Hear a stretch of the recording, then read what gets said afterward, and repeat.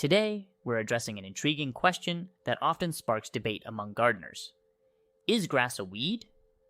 It's a question that might seem straightforward, but there's more to it than meets the eye. Let's delve into this topic. Firstly, let's define what a weed is.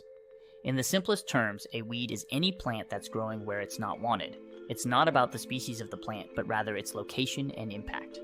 In this context, grass can indeed be considered a weed if it's growing in a place where it's not desired.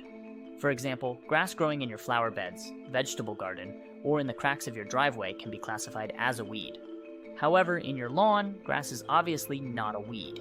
It's the desired plant, the very essence of your lawn. The interesting thing about weeds, including grass, is that their classification can change based on where they are growing. This concept highlights an important aspect of gardening and plant management, the subjectivity of what we consider to be weeds. A plant that's a weed in one setting can be a valued part of the ecosystem in another. It's also worth considering the various types of grass. Some grass species are more aggressive and can quickly overtake other plants in your garden. In such cases, even though it's grass, you might treat it as a weed if it's encroaching on other plants. In conclusion, whether grass is a weed depends on where it's growing and your perspective as a gardener.